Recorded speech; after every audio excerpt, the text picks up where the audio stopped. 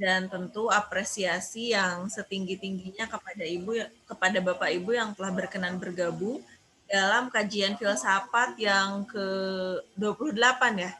Hari ini Kamis 20 Seri Filsafat ke-28 dan ini juga tanggal 28 Januari 2021. Nah, dengan mengucapkan Bismillahirrahmanirrahim, acara kajian filsafat ini kita mulai dan kegiatan ini tentu saja terselenggara atas kerjasama Genial ID dengan Lembaga Studi Agama dan Filsafat. Dan Bapak Ibu semua, kajian filsafat malam hari ini kita akan membahas tentang Marion Young, keadilan dan politik perbedaan. Setelah sekian lama sebetulnya saya menunggu-nunggu kepada Kang Iqbal kapan mau membahas filosof perempuan. Nah, pada akhirnya sekaranglah waktunya gitu. Kang Iqbal suka bilang Karena nanti akan juga ada pada diskusi-diskusi waktunya. seru selanjutnya, Dan jangan hari ini lupa kita akan like dan tekan membahas tombol soal subscribe. membahas tentang Iris Marion Young, seorang filosof kelahiran New York dan sebagai seorang filosof juga ilmu politik, kita tahu yang telah banyak mempublikasikan banyak buku begitu ya. Ada Justice and the Politics of Difference, kemudian ada ada Responsibility for Justice, lalu kemudian ada Dilemmas of Gender, Political Philosophy and Policy, kemudian ada Inclusion and Democracy, dan masih banyak lagi. Mainstream pengajaran yang berafiliasi pada teori-teori kontemporer seperti misalnya keadilan, kemudian demokrasi, perbedaan, dari Habermas, kemudian etika dan urusan internasional, gender, ras, dan public policy ya.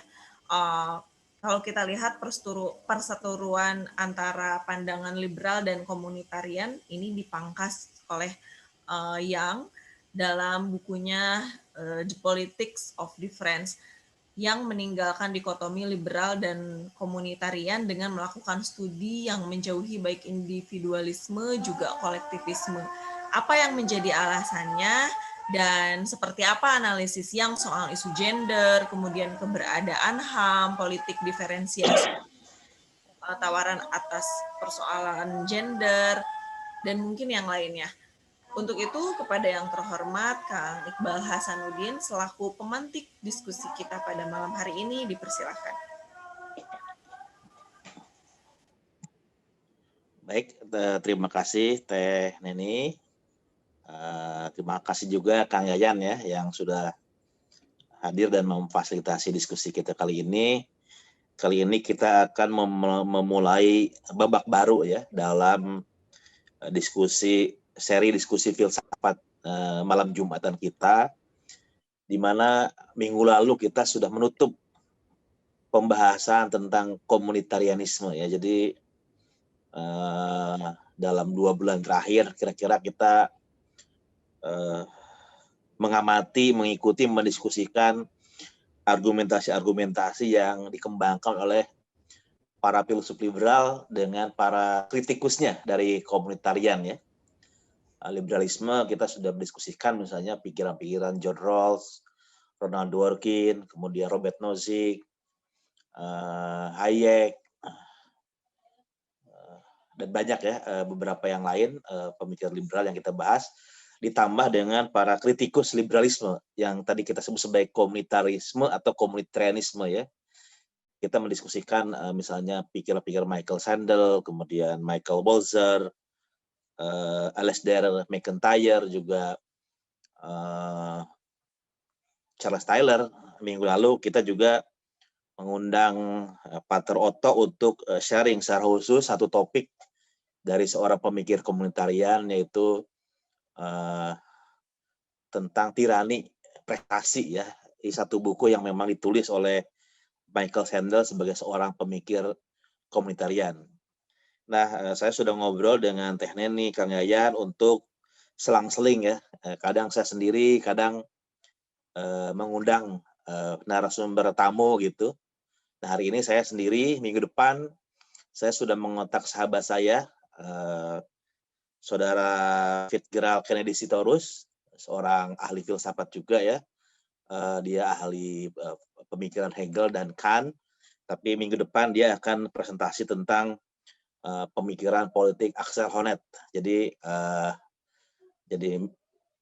sekarang memang saya tidak ada temannya, minggu depan sudah diundang, sudah disiapkan dan sudah berkenan untuk hadir teman saya, Saudara Sitorus.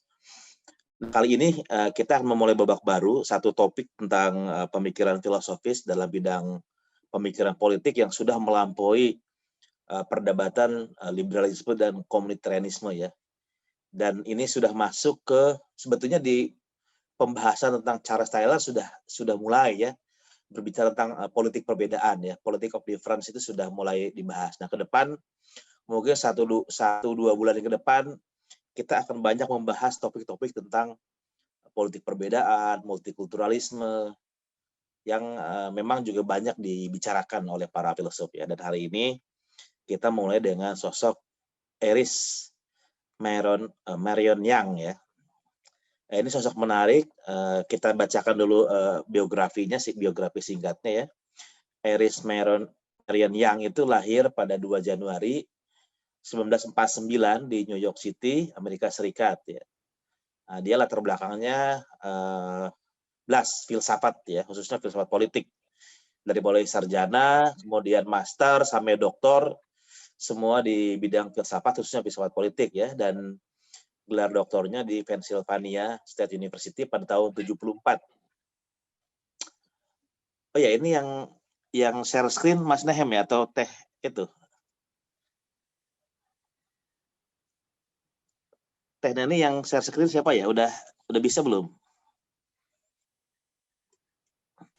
Ini belum masuk ke laptop yang ini, Kang. Kalau dari Akang bisa nggak? Tapi Saya kalau pakai handphone soalnya. Oh gitu.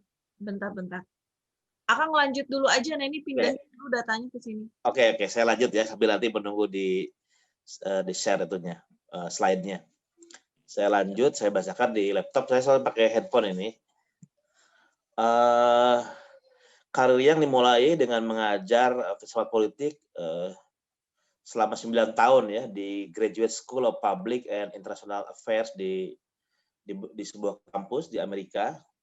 Kemudian dia sempat juga mengajar sebagai profesor tamu di beberapa kampus di Frankfurt, di Jerman, di beberapa tempat, dan sebelum akhirnya menjadi guru besar di The University of Chicago ya.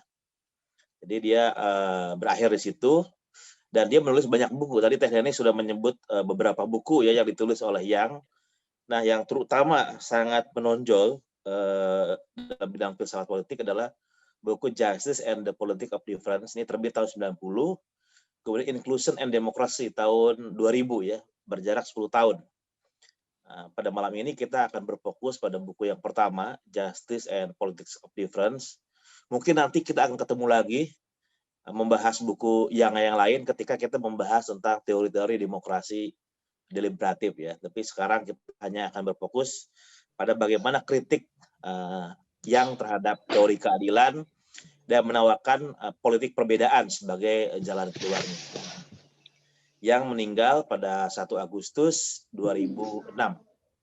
Itu sekilas tentang biografi Erich Young ya, Erich Marion Young.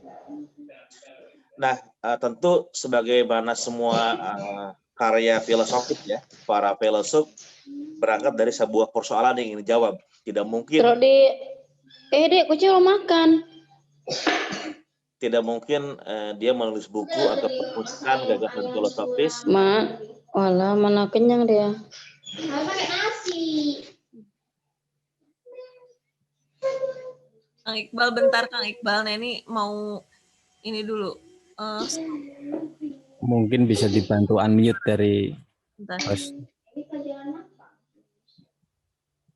Iya. Oh ini bulan. Oke, lanjut Kang Iqbal. Ini udah terlihat nggak Kang Iqbal? Sudah terlihat tapi nggak tampil ya ininya. Maksudnya nggak sengaja begini aja ya udah nggak apa-apa. Enggak, di sini udah ini Kang. Ini udah slideshow. Bentar. Nah ini lagi ya. Coba lagi. Sudah tampil Pak.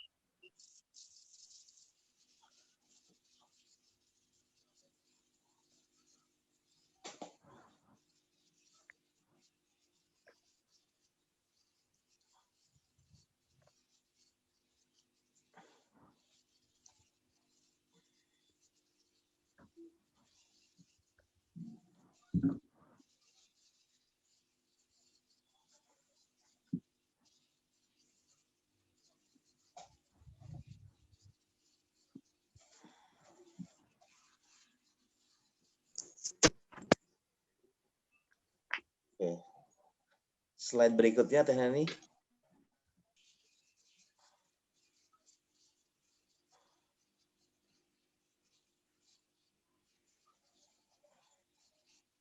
Udah muncul belum ya?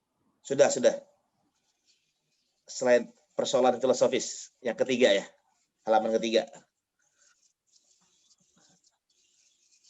Nah, oke, sedikit lagi ke atas, nah.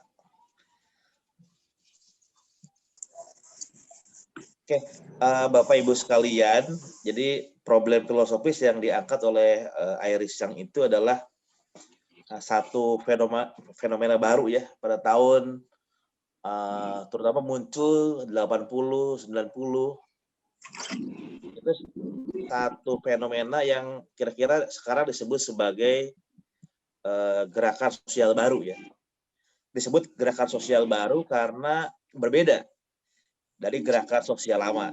Kalau gerakan sosial lama itu perjuangan yang ingin disampaikan itu adalah persoalan redistribusi ekonomi ya. Jadi misalnya sosialisme, marxisme, komunisme, atau bahkan mungkin dalam tertentu versi welfare state di beberapa negara kapitalis itu tujuannya adalah untuk memperbaiki taraf hidup ya, dan tujuannya adalah bersifat ekonomi ya, misalnya gerakan buruh yang ingin agar hak eksklusif dari sekelompok orang yang menguasai sumber daya ekonomi lebih bisa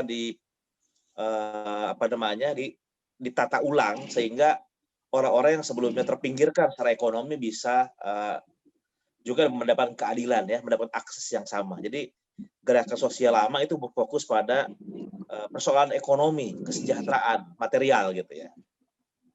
Nah, gerakan sosial baru itu tidak berfokus pada isu ekonomi, itu redistribusi kekayaan. Tapi apa yang sebagai rekognisi sosial, sosiobudaya. Artinya untuk mendapatkan pengakuan identitas budaya, bukan soal kesejahteraan ekonomi. Nah, itu muncul belakangan ya, tahun 70-an, 80-an, di mana isu ketika perang dingin udah mulai akan berakhir gitu ya, isu-isu di beberapa negara kapitalis itu mulai muncul isu-isu baru, misalnya kemunculan feminisme, kemudian gerakan civil rights movement ya, pembebasan kulit hitam dari politik rasis, kemudian Indian Amerika di Amerika ya, di beberapa daerah juga sama ya, misalnya aborigin Australia atau di New Zealand itu, artinya indigenous people ya, masyarakat adat atau masyarakat lokal yang awalnya mereka terpinggirkan ingin mendapat pengakuan dalam ruang-ruang politik gitu ya, termasuk juga kelompok lesbian, gay, biseksual, seksual itu juga yang terrepresi ya, yang tertekan di dalam masyarakat, muncul keperbukaan untuk mendapatkan pengakuan. Nah, pengakuan istilahnya bukan redistribusi tapi recognition itu pengakuan. Kalau redistribusi itu awalnya tidak kebagian manfaat-manfaat ekonomi ya, kesejahteraan, termasuk akses pada kekuasaan, posisi jabatan. Nah, ini tuntutannya bukan redistribusi kesejahteraan, tapi pengakuan identitasnya yang selama ini tindas, dipinggirkan untuk juga diakui sebagai kelompok yang juga sama-sama berhak eksis di dalam masyarakat. Ini problem filosofis yang ingin dibicarakan ya, ingin dijawab oleh Iris Chang ya. Nah, kemudian pada tahun-tahun itu juga muncul di dalam hasanah filsafat Barat satu gerakan yang disebut sebagai pasca modernisme ya. Kita misalnya mengikuti ya perkembangan kemunculan orang-orang seperti Michel Foucault, Derrida, Levinas misalnya gitu. Atau mungkin tradisi Frankfurt School ya, ada orang seperti Adorno yang mengkritik gagasan tentang akal budi dalam filsafat Barat ya. Nah, karena tatanan politik lama itu yang mendasari sistem demokrasi, kemudian gagasan keadilan itu berpijak pada satu konsep rasio yang tertentu ya di dalam struktur pemikiran modern. Nah, tentu kemunculan gerakan filsafat pasca modern punya dampak pada pemikiran tentang politik ya. Jadi karena sistem politik modern itu berpijak pada gagasan rasionalisme barat modern, maka kritik terhadap rasionalisme modern harusnya punya dampak juga pada konsep tentang politik gitu ya. Jadi yang ingin menarik implikasi dari pasca modernisme ke dalam filsafat politik gitu ya. Kalau orang-orang seperti Michel Foucault, Derrida, Adorno, Lyotard itu banyak bicara tentang kritik atas rasio. Nah, ini yang ingin menarik implikasinya pada politik seperti apa pasca modernisme itu. Yang ketiga adalah sebagai seorang yang punya latar belakang sosialis ya, dia mencoba untuk menguji apakah para pendukung sosialisme tradisional itu bisa merespon tidak isu-isu baru dari pasti sebagai new social movement ini ya. Jadi kalau sosialisme itu kan dulu bicara tentang keadilan, bicara tentang kesetaraan gitu ya. Tapi isunya ekonomi, sosialisme itu tidak berbicara isu tentang identitas. Dan dengan gerakan baru bisa nggak sosialisme itu merespon ya terkait dengan kesetaraan dan demokrasi dengan kemunculan isu-isu baru di luar problem kesejahteraan ekonomi. Yang keempat, problem filosofis yang diangkat oleh Iris Young adalah soal justice. Menurut Young, pokok bahasan utama filsafat politik adalah keadilan tentang justice. Nah, masalahnya konsepsi keadilan sosial apa yang tersurat, yang disuarakan dalam gerakan-gerakan sosial baru ini, dan bagaimana mereka berhadapan dan juga memodifikasi konsep keadilan tradisional ya. Jadi kalau kita mengingat kembali teori-teori keadilan ya, misalnya yang berorientasi utilitarian, seperti misalnya teorinya John Stuart Mill ya, kemudian Bentham atau John Rawls atau Ronald Dworkin, jelas justice itu artinya redistribusi. Bagaimana menata ulang tataran politik agar orang-orang yang tidak beruntung secara ekonomi bisa mendapatkan berkah. Dan itu redistribusi kekayaan. Jadi justice atau keadilan identik dengan melakukan redistribusi sumber-sumber material agar orang punya akses yang sama. Nah, ini bagaimana gerakan-gerakan sosial baru ini yang dasarnya bukan kesejahteraan material tapi identitas sosio-budaya merumuskan konsep keadilannya, sesuatu yang harusnya berbeda ya dari gagasan teori keadilan yang dirumuskan oleh para pemikir seperti John Rawls dan lain sebagainya. Itu poin-poin yang kira-kira ingin dijawab oleh Iris Young ya. Selanjutnya, slide berikutnya. Nah, pertama kita melihat metode Young ya. Jadi menurut Young, ketimbang berfokus pada soal distribusi tadi, konsep keadilan seharusnya mulai dengan konsep ketidakadilan.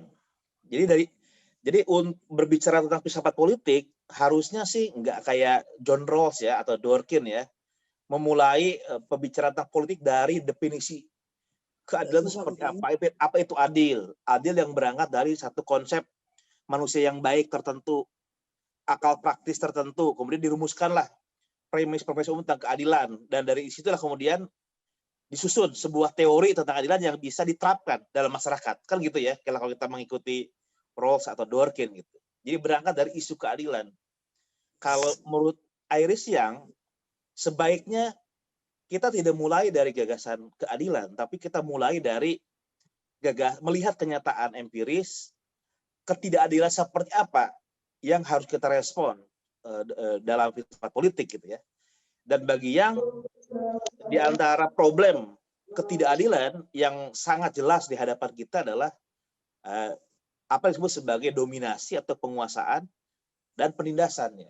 Dominasi itu artinya ada seorang menguasai orang lain atau sekelompok tertentu menguasai kelompok orang lain. Orang lain seperti tidak punya kuasa ya untuk ditentukan oleh orang lain, itu dominasi.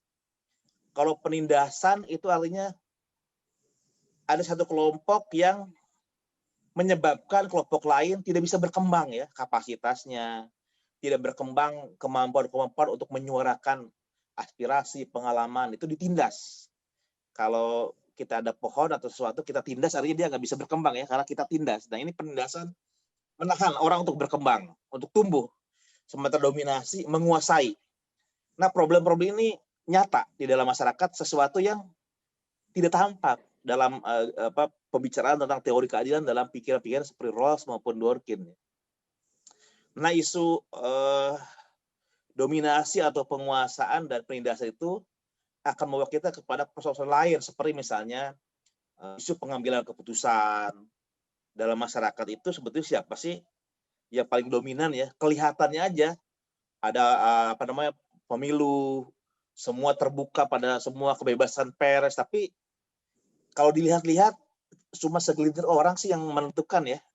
Yang punya media dia juga, yang punya partai ya dia juga, yang punya perusahaan ya dia juga. Jadi seperti terbuka pada semua, tapi pada kenyataannya hanya segelintir orang yang menguasai ruang publik, menguasai lembaga-lembaga politik, dan yang memutuskan artinya hanya segelintir orang juga gitu ya. Nah ini dalam teori keadilan Rawls dan teman-temannya tidak pernah terbaca ya soal ketimpangan siapa yang mengambil keputusan dalam kehidupan sosial gitu. Nah dengan berpijak pada gagasan penguasaan atau dominasi dan penindasan, kita bisa membahas problem siapa sih yang paling menentukan di dalam pengambilan keputusan bersama. Ada pembagian kerja gitu ya. Misalnya ada jadi dokter, ada yang jadi perawat, ada yang jadi komisaris, ada yang menjadi anggota DPR dan sebagainya. Dan semua ditentukan sedemikian rupa. Ada sekelompok orang yang sebetulnya dari segi kerja lebih dalam tanda petik kerja keras ya. Seperti kemarin kita diskusikan tentang perawat misalnya di era pandemi. Di era pandemi itu perawat tuh dan dokter betul-betul mempertaruhkan nyawa loh untuk menghadapi pandemi gitu ya. Dibanding dengan aspek-aspek lain dalam bidang-bidang lain dalam kehidupannya. Tapi seringkali aspek-aspek dalam kehidupan sosial jenis pekerjaan tertentu yang sebenarnya sangat menentukan pertaruhan hidup dan mati, menentukan orang lain, dia dapat reward yang kecil ya. Sementara mereka yang mungkin tidak terlalu dalam tanda petik berguna gitu ya bagi kemaslahatan bersama, misalnya para politisi tim sukses ya dikasih ganjaran menjadi komisaris di perusahaan-perusahaan BUMN misalnya gitu ya. Kadang-kadang juga kontribusinya itu ya bukan soal nyawa, tidak terlalu menentukan terhadap hajat hidup orang banyak, tapi mendapatkan gaji yang lebih besar daripada para perawat atau dokter yang taruhannya nyawa gitu. Nah ini siapa yang menentukan pembagian kerja dan juga menentukan orang-orang ini dapat gaji lebih besar dari yang lain gitu ya. Nah dalam isu keadilan Rawls tidak muncul ya soal ini gitu ya. Kemudian juga kebudayaan, isu-isu kebudayaan yang dominan gitu ya. Di satu kelompok misalnya di Bali misalnya ya, kelompok Muslim dilarang menggunakan jilbab. Di Sumatera Barat atau di Riau ada kelompok yang bahkan tidak beragama Islam dipaksa menggunakan jilbab. Misalnya ini contoh aja ya. Ini kan soal satu dominasi kebudayaan yang kadang-kadang kalau kita hanya bicara tentang ekonomi ya, itu diabaikan hal-hal seperti itu soal dominasi budaya. Dan banyak hal-hal lain di mana ada kebudayaan yang dominan dengan kebudayaan yang sifatnya terpinggirkan, termarginalkan gitu ya, yang tidak muncul dalam pembicaraan tentang politik. Nah ini kalau kita bicara mulai dari ketidakadilan, dari injustice ya, maka problem-problem itu bisa muncul ke permukaan gitu. Nah,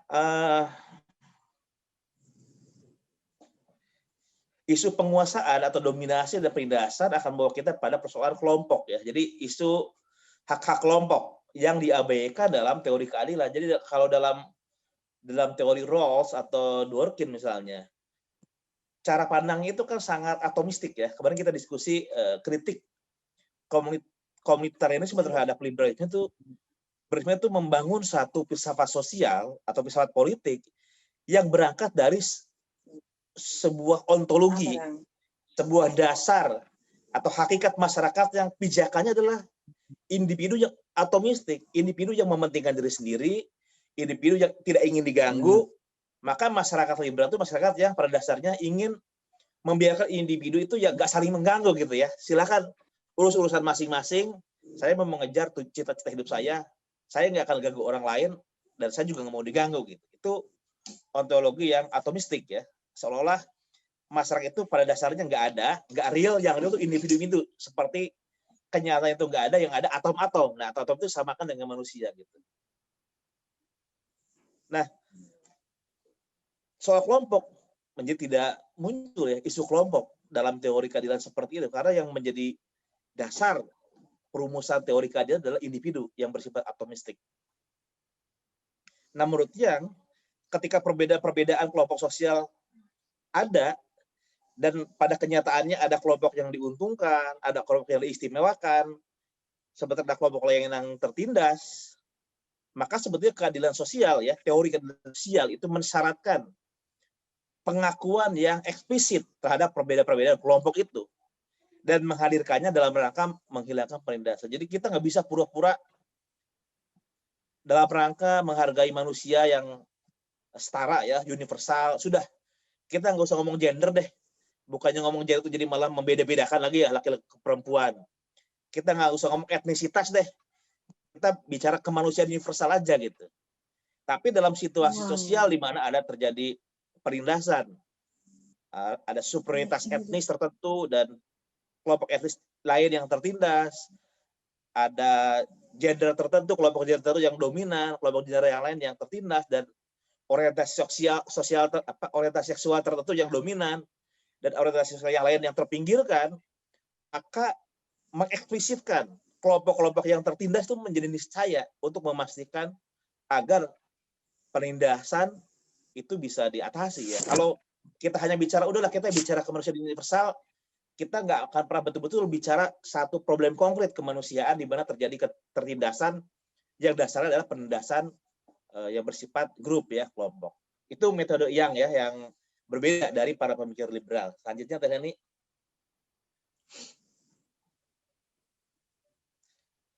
Yang memang berbicara tentang keadilan ya, justice, tapi dia menolak rumusan yang disebut sebagai teori keadilan ya. Karena kalau kita ingat ya, baik Rawls maupun Dworkin dan lain-lain, ketika berbicara teori keadilan itu kan berbicara dari gagasan tentang teoria ya. Ada satu rumusan atau premis-premis yang bersifat universal, pra-empiris ya, pra-empiris, kemudian aksiomatik, a priori gitu ya. Artinya sebelum pengalaman dia sudah dirumuskan. Teori itu begitu ya. Sama kayak teori dalam pengetahuan ilmiah ya, rumus Pythagoras, ada teorinya baru kemudian diaplikasikan dalam segitiga yang nyata, yang real gitu, yang empiris gitu. Tapi teori sudah ada gitu. Sama kayak teori-teori fisika, kimia itu sudah ada aksioma-aksioma yang tidak bersifat historis, tapi kemudian teori itu diaplikasikan kepada satu kasus-kasus khusus yang bersifat empiris dan historis. Nah, teori keadilan juga sama, dia berpretensi membuat sebuah premis tentang apa itu yang adil dan tidak adil, yang berlaku universal, kapanpun, dimanapun, dan bermaksud untuk diterapkan dalam masyarakat sebagai alat untuk mengevaluasi, alat untuk menyusun atau menata masyarakat, mengkritik praktek, dan sebagainya. Dan teori keadilan seperti ini berangkat dari satu esensi atau hakikat manusia ya, hakikat manusia, hakikat masyarakat, hakikat tentang keutamaan. Jadi tidak betul-betul bersifat empiris karena berangkat dari satu prinsip tentang yang seharusnya. Jadi mulai dari yang seharusnya baru dipakai untuk mengukur yang senyatanya gitu. Jadi harusnya sih gini, tapi kan kenyataannya beda. Nah, yang kenyataan itu yang harus diubah sesuai dengan yang seharusnya. Nah, teori keadilan itu berpretensi untuk menjadi teori itu ya. Artinya menjadi sebuah teori yang dia berada di atas untuk semua kenyataan sosial gitu ya, menjadi semacam referensi untuk menata masyarakat, mengevaluasi masyarakat. Nah ini ditolak oleh Young, teori keadilan seperti, sehingga dia nggak bicara tentang teori keadilan seperti itu, karena kata Iris Young, teori keadilan seperti itu misalnya akan mengalami kegagalan. Kenapa akan kegagalan? Sebab teori itu pertama terlalu abstrak ya, untuk menjadi panduan menata masyarakat aktual. Jadi kalau teori terlalu umum, abstrak yang berlaku dimanapun dan kapanpun, nyaris sebenarnya nggak bisa diterapkan karena terlalu jauh dari kenyataan yang konkret gitu. Gimana dia mau diwujudkan? Dia terlalu ideal. Jadi ketika dirumuskan sebuah teori seperti itu, maka teori itu akan menjadi teori yang ditakdirkan untuk menjadi gagal gitu ya. Bagi yang prinsip-prinsip keadilan prinsip keadilan itu akan bekerja jika hal itu berangkat dari analisis konkret atau analisis atas praktik keadilan yang terjadi di dalam masyarakat, untuk kemudian melakukan kritik atas keadilan itu dengan mengandaikan satu premis substantif tentang kehidupan sosial ya. Jadi bagi yang bukan satu pendekatan yang bersifat deduktif ya. Kalau teori keadilan itu bersifat deduktif. Dirumuskan dulu sebuah pandangan tentang manusia yang baik, masyarakat yang baik, baru diturunkan secara deduktif untuk menguji masyarakat yang real, yang empiris, yang nyata. Nah, kalau yang sendiri mengatakan itu nggak bisa. Kalau mau itu bersifat induktif, berangkat dari kenyataan dulu, dianalisis mana praktek yang tidak adil, mana penindasan, mana dominasi, baru dirumuskan untuk sesuai dengan konteksnya masing-masing, keadilan seperti apa yang tepat, sesuai dengan kenyataan masing-masing. Dan karena ada banyak masyarakat, ada banyak kondisi sosial, maka ada banyak resep. Tidak ada resep tunggal seperti dibayangkan teori keadilan. Ya. Teori keadilan membayangkan ada satu resep tunggal untuk seluruh penyakit. Obatnya generik gitu ya. Nah kata Yang nggak ada. Tiap masyarakat masalahnya beda-beda, penyakitnya beda-beda. Resepnya harus beda, obatnya harus beda, nggak bisa. Seluruh manusia, seluruh masyarakat dibikin resep tunggal, obatnya generik, nggak bisa. Pasti nggak mempan. Penyakit-penyakit nggak akan terobati. Obat yang benar adalah resep yang khusus dengan diagnosis yang khusus terhadap penyakit yang khusus. Itu pendekatan dari Iris Young ya. Makanya dia nanti memilih bukan teori keadilan, tapi disebut sebagai teori kritis ya. Nah kalau teori kritis, kita ingat lagi mazhab Frankfurt ya, ada Horkheimer, Adorno, kemudian Herbert Marcuse, Habermas. Ini kira-kira inspirasi teoritis dari Young, bukan John Rawls dan lain-lain, tapi lebih banyak teori-teori kritis ya, entah itu mazhab Frankfurt maupun juga dari tradisi pasca-modernisme Perancis. Selanjutnya Teh Neni. Slide berikutnya.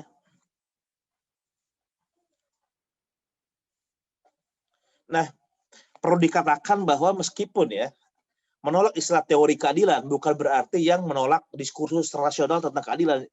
Tetap penting.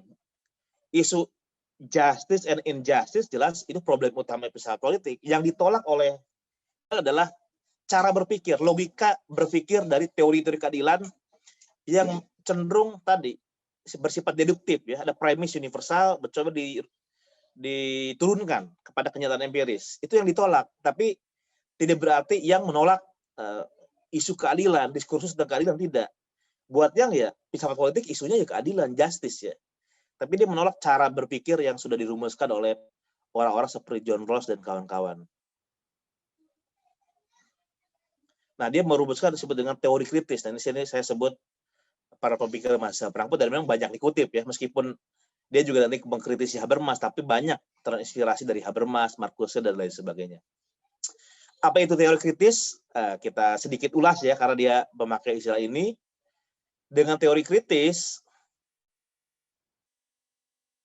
yang memaksudnya sebagai sebuah refleksi normatif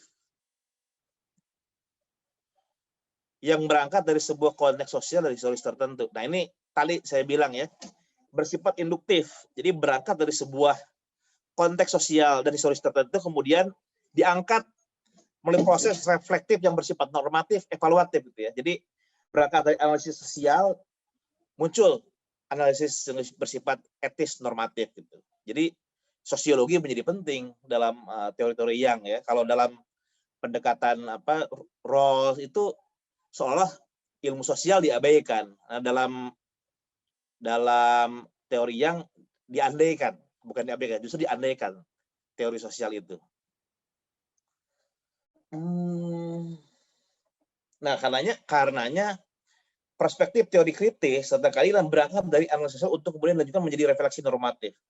Tanpa analisis sosial, refleksi normatif akan menjadi abstrak, kosong, dan tidak mampu mendorong kritik dengan tujuan praktis untuk melakukan pembebasan. Nah, ini kita kembali ingat Marx ya. Marx itu mengkritik para filsuf, mengatakan dalam tesis on Feuerbach ya, para filsuf dengan berbagai cara berlomba-lomba untuk menafsirkan dunia.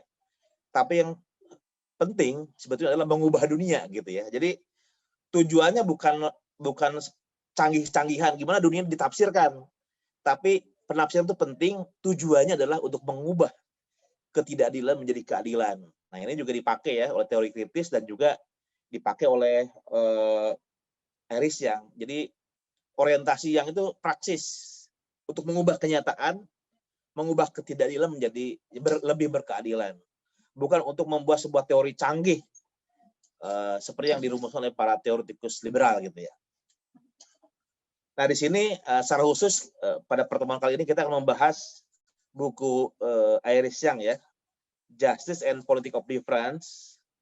Dari dalam buku itu Yang menyatakan dengan tegas bahwa refleksi tentang keadilan berangkat dari konteks ketidakadilan yang terjadi di Amerika Serikat pada tahun 80-an, 90-an.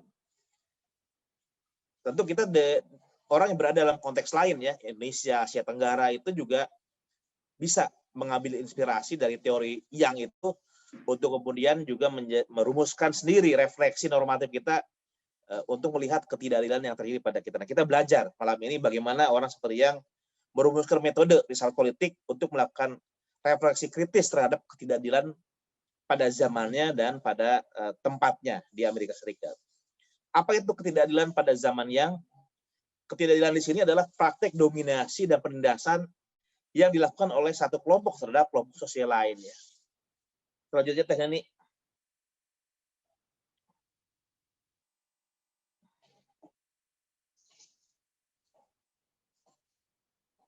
Nah, pertama perlu dikemukakan bahwa Yang itu salah satu kritik ya. Jadi karena kita tadi mengatakan Yang itu teorinya adalah teori kritis, lalu apa yang dikritik gitu ya?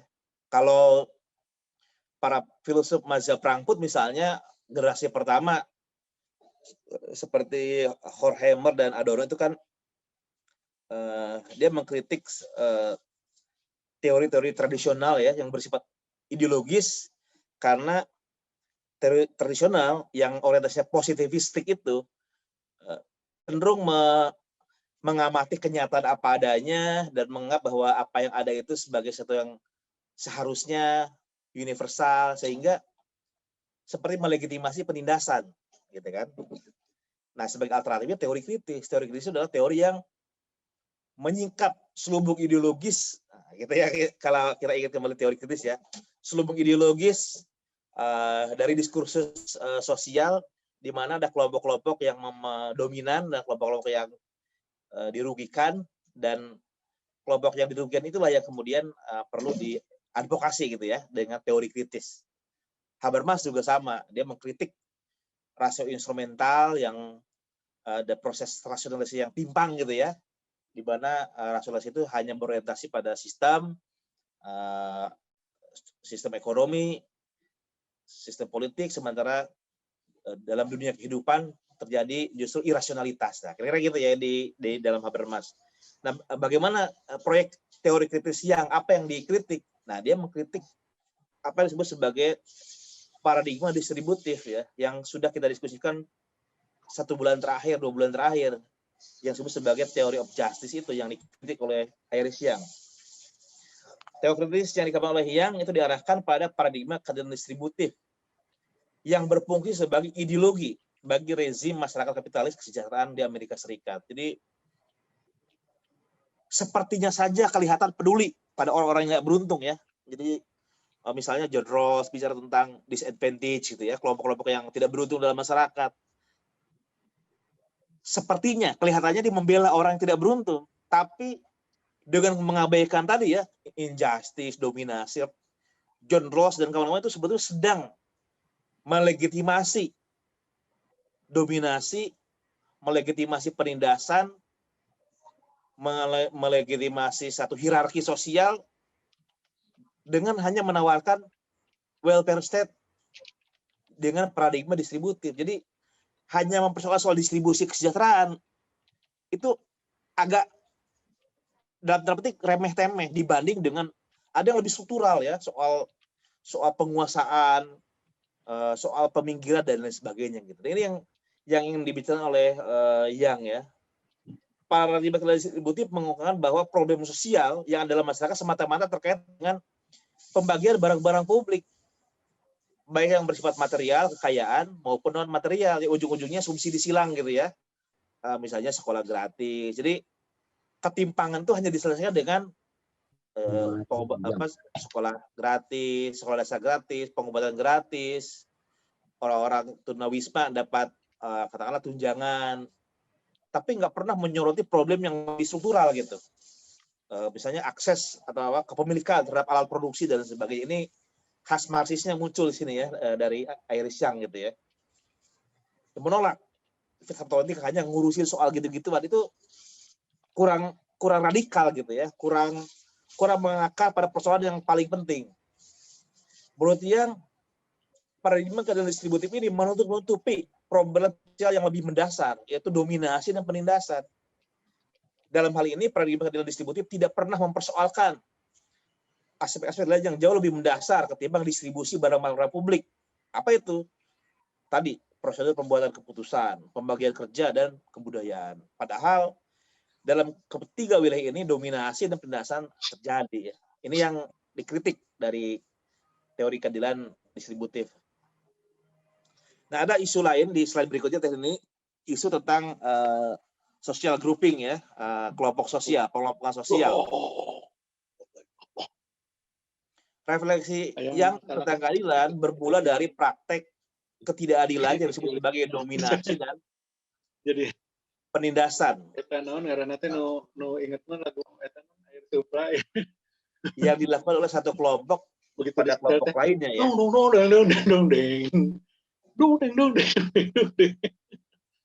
I can see the pain living in you. Karena kadang kayak ieu Mang Pandi kayak mah gitu. Ada suara ya, Tanani ya. Bentar Kang, Neni mute dulu Kang.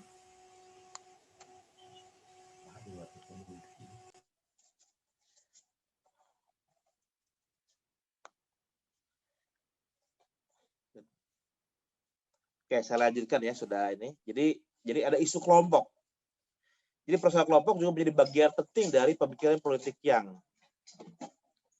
Menurut Yang, kelompok tidak bisa eksis tanpa individu, jelas ya.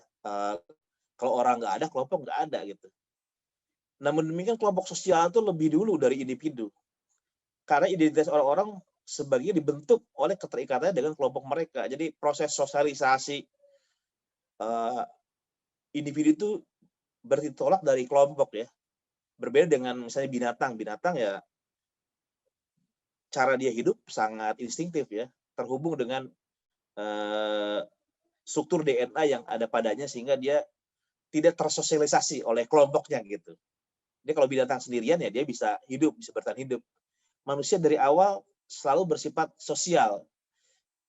Untuk bertahan hidup, harus ada orang dewasa yang menyusui, mengajari cara berjalan, cara bicara, semua. Jadi tidak ada manusia yang bisa hidup sendirian ya, kayak seolah tanpa masyarakat. Sehingga karena manusia itu dalam proses kehidupannya selalu terkonstruksi secara sosial dalam cara berpikir, cara bertindak, maka kelompok menjadi penting. Kalau kita misalnya membaca teori-teori seperti George Herbert Mead ya tentang diri, pikiran, dan masyarakat itu jelas kelompok menentukan bagaimana kedirian itu didefinisikan oleh komunitasnya gitu. Nah di sini yang juga sama ya, kelompok itu nggak bisa diabaikan, walaupun tanpa individu nggak ada kelompok, tapi juga bagaimana individu mendefinisikan dirinya dan bagaimana dia melihat dunia ditentukan oleh lingkungan ya. Jadi manusia itu tidak bisa berhubungan di dunia tanpa sistem linguistik, ya, tanpa satu sistem mengetahui yang sudah dirumuskan oleh masyarakat. Ya. Masyarakatnya adalah hal ini keluarga yang mengajarkan ini garam, ini merah, ini ibu, ini ayah, semua diajarkan sebagai satu sistem kebahasaan. Nah ini juga menentukan kelompok, menggambarkan kelompok sangat penting ya pada individu gitu. Nah, hal ini kemudian mendorong mereka untuk mengaitkan diri mereka dengan orang tertentu dan membuat kelompok lain yang berbeda juga bukan sebagai bagian dari dirinya. Makanya ketika kecil ya, berkembang terus, kita semua selalu menghubungkan diri kita dengan kelompok. Ini keluarga saya, ini saudara saya, ini bukan keluarga saya, ini tetangga saya gitu ya. Ini teman sekelas saya, kakak kelas saya, ini adik kelas saya. Wah ini sama jenis kelamin saya, dia beda, terus ini etnisnya sama, ini etnisnya beda, si agamanya sama, oh si ini agamanya beda, si ini satu bangsa dengan saya, si ini beda bangsa, semua selalu dalam posisi yang setiap orang mengasosiasikan dirinya dengan kelompok dan juga membedakan dirinya dengan lian ya. Nah ini proses di mana kelompok menjadi penting, dan ketika teori keadilan mengabaikan persoalan kelompok, jelas ada satu hal mendasar yang juga terabaikan ya dalam hal ini, injustice dalam pengertian penindasan antar kelompok tadi. Memang kelompok itu tidak pernah betul-betul fix ya, dia selalu cair gitu ya, cair bergeser, tapi kalau dikatakan nggak ada ya sulit karena memang nyata keberadaan kelompoknya ada, meskipun beragam ya, ada keluarga, ada etnisitas, ada agama, ada asosiasi, ada apa banyak. Selanjutnya Teh Deni. Nah ini pengertian keadilan ya. Saya nggak bacakan ya, langsung saja intinya.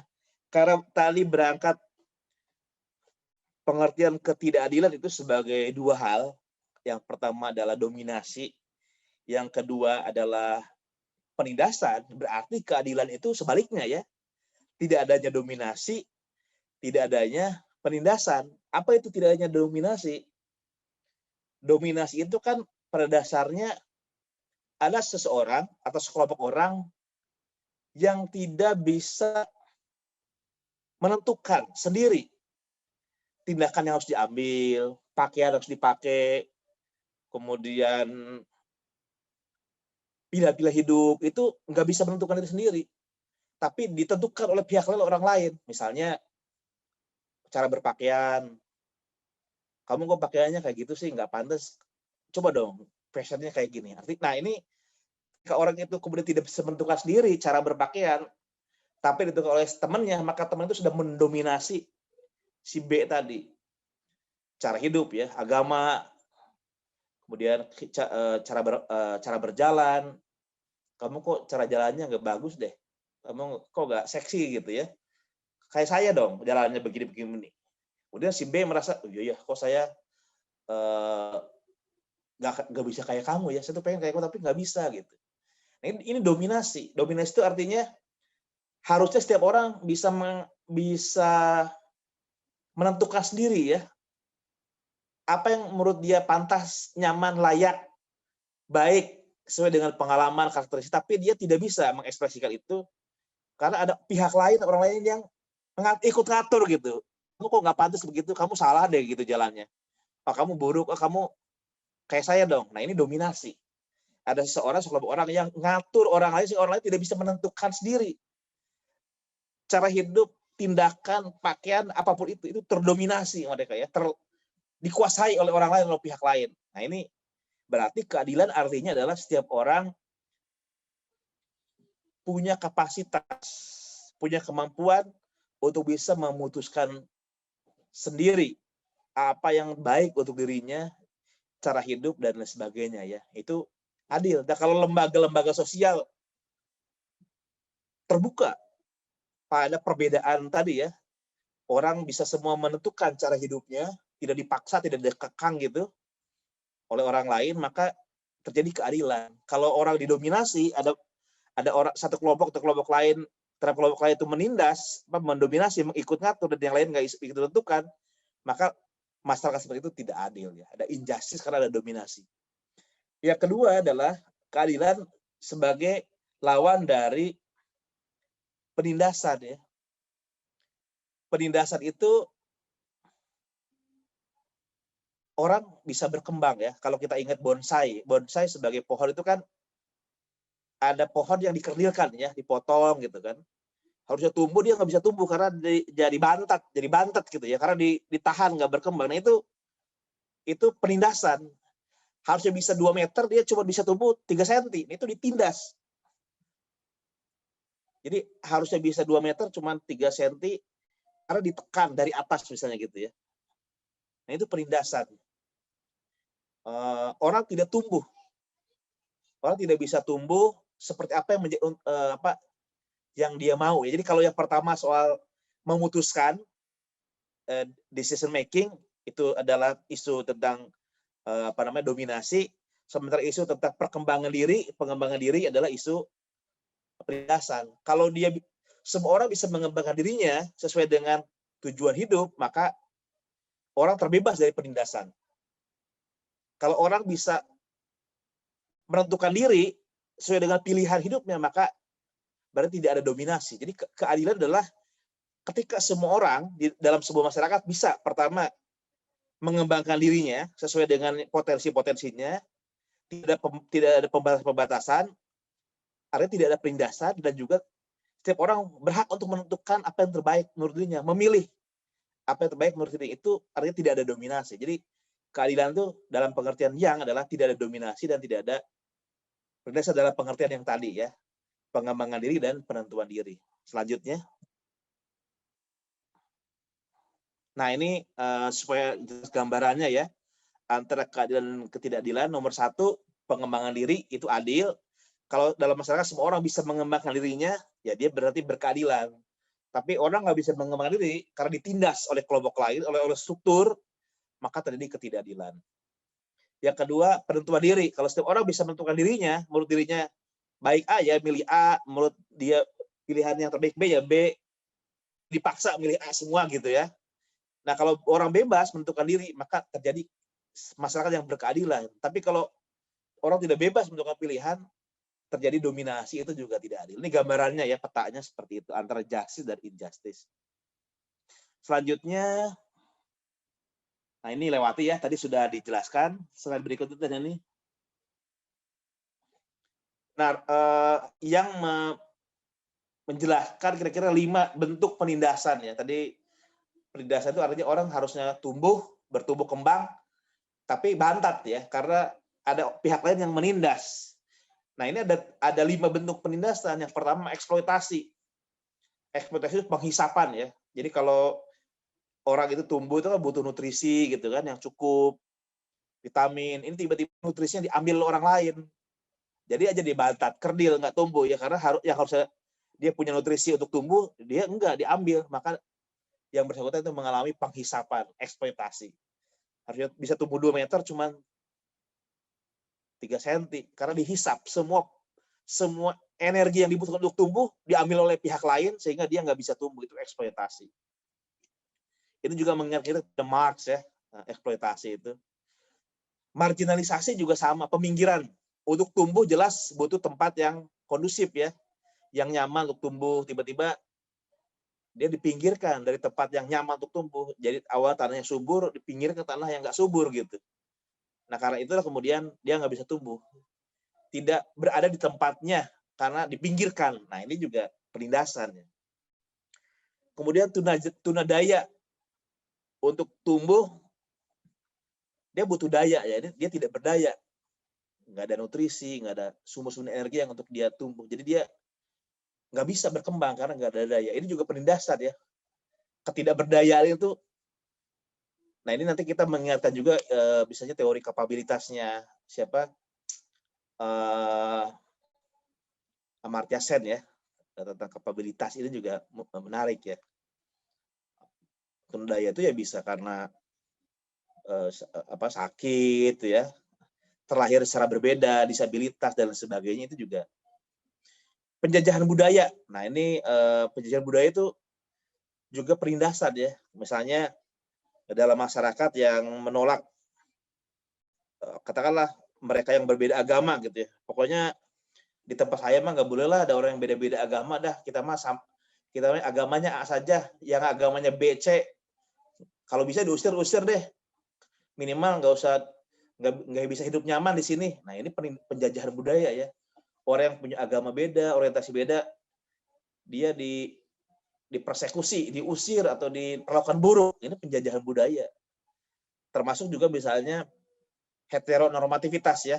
Jadi orang yang memusuhi misalnya kelompok homoseksual, itu juga penjajahan budaya. Seolah yang benar itu yang hetero, yang homoseksual itu penjahat. Kalau perlu diusir dari sini gitu, nggak boleh hidup. Nah, ini penjajahan budaya juga. Yang kelima, kekerasan. Jelas kekerasan itu kalau orang sudah melakukan misalnya pemukulan, persekusi, membakar rumah, teman-teman misalnya yang sahabat-sahabat Ahmadiyah ya di Cikesik itu rumahnya diserang sampai ada yang meninggal dunia, atau di Lombok ya sampai berpuluh-puluh tahun tidak bisa kembali ke rumahnya, tinggal di teras itu, ini kekerasan karena orang diusir. Ya, ini marginalisasi juga ada kekerasan ya karena penyerangan fisik. Ini jelas penindasan karena orang tidak bisa tumbuh sesuai dengan yang seharusnya karena ada kelompok lain yang tadi melakukan penindasan dalam 5 wajah yang tadi disebut oleh Yang. Kadang-kadang dalam relasi sosial salah satu yang dominan, kadang-kadang semuanya terjadi ya. Dan kalau kelima-limanya dialami sebuah kelompok, jelas dia akan mengalami penindasan yang terstruktur, sistematis, masif. Betapa ini ketidakadilan yang sangat besar dan nyata dan mendalam ya. Selanjutnya Teh Neni. Nah, ini kritik terhadap masyarakat kapitalis kesejahteraan ya. Tadi kita sudah mengatakan mengkritik teori keadilannya sebagai dasar filosofis bagi masyarakat kesejahteraan kapitalis. Nah, ini yang juga mengkritik masyarakat kapitalis kesejahteraan. Apa yang dikritik dari masyarakat kapitalis kesejahteraan? Jadi masyarakat kapitalis kesejahteraan itu menurut Yang dosa yang diatur yang terbesar itu adalah melakukan depolitisasi proses-proses pembuatan kebijakan publik. Dalam masalah kesejahteraan itu kan seolah ada pembagian ya. Ya, urusan kesehatan ke dokter gitu ya. Urusan ekonomi ya biarkan para manajer. Urusan pembuatan legislasi biarkanlah DPR gitu ya. Kalau ada masalah ya ada hakim, ada jaksa. Orang-orang seperti tidak punya hak ya untuk menentukan apapun dalam kehidupan sosial karena sudah ada pembagian kerja dalam lembaga-lembaga sosial itu gitu. Jadi orang sudah tidak bisa lagi mempertanyakan kenapa kok kelompok tertentu gajinya kecil ya. Kenapa kelompok tertentu boleh menentukan misalnya upah minimum, boleh menentukan macam-macam peraturan itu kok hanya segelintir orang saja yang dikatakanlah para politisi misalnya gitu. Atau membuat rumusan kebijakan, entah itu pindah ibu kota dan sebagainya, itu hanya para teknokrat dan juga para pembuat kebijakan ya, para expert. Tapi masyarakat nggak pernah dilibatkan.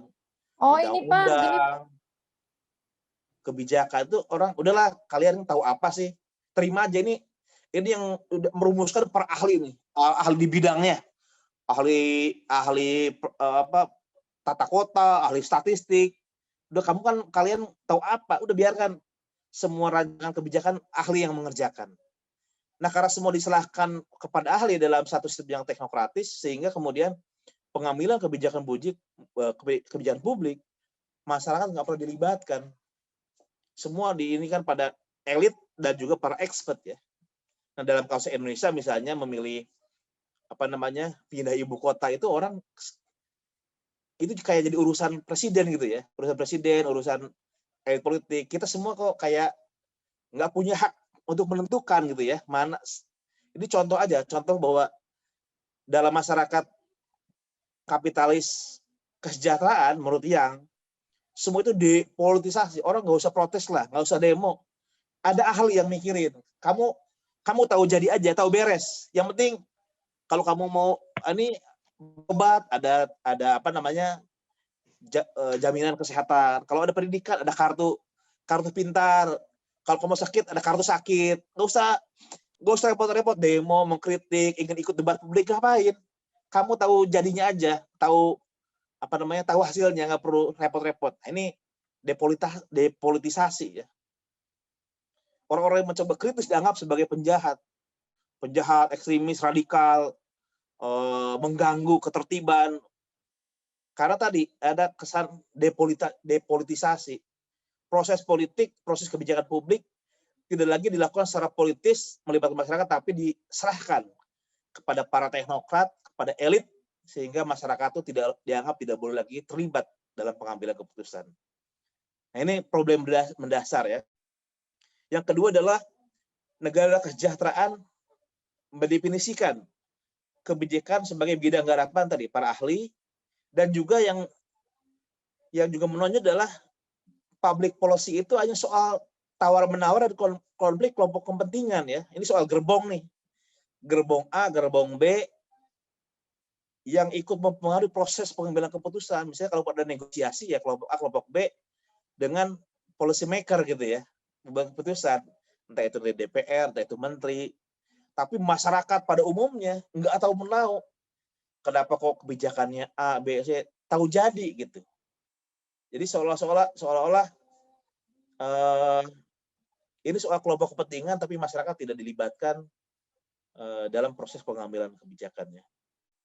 Nah, ini pengambilan paradigma keadilan distributif cenderung mencerminkan dan memperkuat depolitisasi. Orang kayak Rawls itu tidak memberikan ruang loh bagi partisipasi ya. Jadi yang penting kata Rawls sudah dua prinsip keadilan itu dijalankan dalam masyarakat. Orang yang tidak beruntung mendapatkan subsidi, ya udah selesai. Tapi tidak ada ruang di mana orang tuh bisa mengekspresikan diri. Kalau orang ditindas ingin bisa memperjuangkan hak-haknya. Nah, kurang tercermin dalam teori-teori keadilan distributif, karena yang dibicarakan hanya sekedar orang yang tidak beruntung secara ekonomi mendapatkan subsidi, dapat redistribusi. Tapi tidak ada pembicaraan tentang bagaimana proses politik agar seluruh masyarakat terlibat dalam pengambilan keputusan. Nah, ini tidak ada dalam masyarakat kesejahteraan. Sehingga isu-isu tentang kekuasaan, oligarki, dan sebagainya hilang dari diskusi publik. Diskusi publik itu orang dibilang, kamu tahu apa tentang kebijakan? Mana hasil penelitiannya? Kan ditanya gitu ya. Kalau orang bertanya, kok kenapa ibu kota pindah? Kenapa ini begini? Para ahli akan bilang, para pejabat bilang, emang kamu tahu undang-undang ini? Emang kamu udah riset? Mana hasil risetnya? Lo rakyat ditanya hasil riset ya. Seolah-olah kalau mereka yang tidak menulis di jurnal atau melakukan penelitian tidak boleh bertanya tentang apa yang terkait dengan sesuatu yang terkait dengan kehidupan bersama gitu. Jadi karena kalian bodoh rakyat, kamu nggak boleh ikut terlibat lah. Kita udah milih orang pintar yang tahu untuk kebaikan bersama. Kamu duduk manis, kamu tahu jadi. Jadi itu juga jengkelin ya. Pemerintah yang begitu jengkelin juga ya, merendahkan rakyat. Kalau rakyat dianggap nggak ngerti, kemudian dianggap tidak berhak bertanya, tidak berhak mengkritik. Itu satu bentuk depolitisasi masyarakat. Masyarakat yang mencoba kritis dianggap penjahat. Banyak kritikus. Ini saya bukan soal benar salahnya dari kritik ya, tapi banyak aktivis-aktivis itu yang membela kelompok-kelompok yang terpinggirkan dikriminalisasi.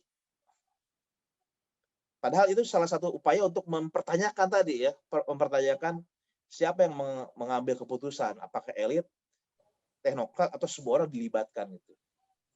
Nah, proses buat keputusan yang bersifat demokratis merupakan unsur penting bagi keadilan. Karena keadilan tadi artinya tidak adanya dominasi, tidak adanya penindasan, maka depolitisasi harus dihilangkan. Kalau selama depolitisasi itu terjadi dalam pengambilan keputusan, artinya masyarakat pada umumnya dia tertindas kan, terpinggirkan dari proses pengambilan keputusan, maka terjadi ketidakadilan. Maka jawabannya adalah repolitisasi kebijakan publik. Demokrasi dikembalikan Nggak boleh hanya sekedar menyerahkan keputusan pada elit politik atau elit teknokrat. Semua orang diperbolehkan terlibat. Sebodoh apapun, semua orang punya hak yang sama untuk ikut mempengaruhi keputusan publik. Nggak bisa dianggap bodoh, dianggap nggak berhak. Ini urusan ahli, urusan staf khusus, staf ahli yang bukan ahli dan bukan staf, nggak boleh ikut ngomong. Nggak boleh lagi. Semua orang diperlakukan sama untuk punya hak yang sama untuk berbicara. Gitu. Selanjutnya, nah ini ada logika identitas versus politik perbedaan ya. Tadi soal pasca modernisme. Jadi salah satu kritik dari pasca modernisme itu kan filsafat modern itu kan satu sistem filsafat yang bertitik tolak dari filsafat kesadaran ya, rasio sebagai rasio yang monologal ya, rasio yang mengabaikan lian, kira-kira gitu ya istilahnya. Ini berapa menit lagi ya?